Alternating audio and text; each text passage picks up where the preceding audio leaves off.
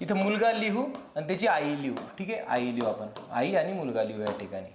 ठीक आहे, आईचं वय काय दिलंय 1 जर का असलं याचं 2/5 आहे.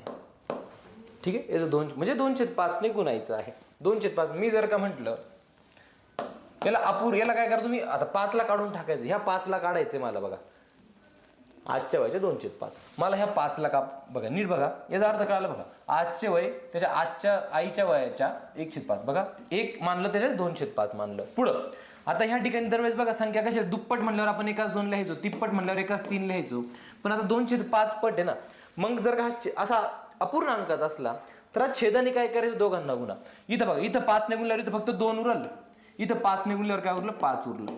कळालं? मग दुसरा अर्थ काय घ्यायचा, असा 2/5 अपूर्णांक दिसला ना, आईचं वय 5 मुलाचं वय 2.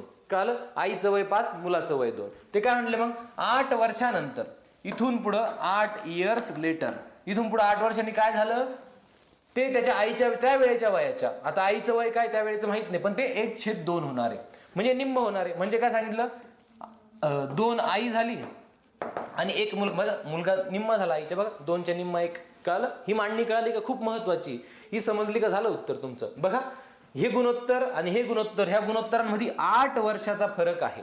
बरोबर, तुम्हाला म्हटलं मी 2 गुणोत्तर असले आणि त्याच्यातला तुम्हाला तिकडे जर का काय करायचं, तिकडे वर्षांचा फरक दिलाय तर काय सांगितलं, गुणोत्तरामधला फरक समान करून घ्या. 2 आणि 5 मध्ये 3चा फरक आहे, 1 आणि 2 मध्ये 1चा फरक आहे. हा फरक समान करायचा आहे. म्हणजे काय, 1 ने वर गुणायचं, 3 ने खाली गुणायचं. नवीन गुणोत्तर काय भेटले मला सांगा, 1 ने गुणल्यावर 2:5 तसंच राहील, 3 ने गुणल्यावर 3:6 होईल. आता फरक बघा, 2 आणि 3 5 मध्ये 3चा फरक, 3 आणि 6 मध्ये 3चा फरक. फरक समान झाला. बरोबर, नीट बघा. आता युनिट बघा, फरक समान झाल्यावर वर्ष आणि युनिट मॅच करा.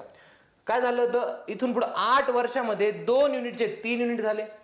पुढे बघा 5 युनिटचे 6 युनिट झाले. बघा 2 युनिटचे 3 युनिट, 5 युनिटचे 6 युनिट, म्हणजे 1 युनिट वाढतंय. कधी बघा, हे गुणोत्तर हे गुणोत्तरामध्ये 8 वर्षांचा फरक आहे.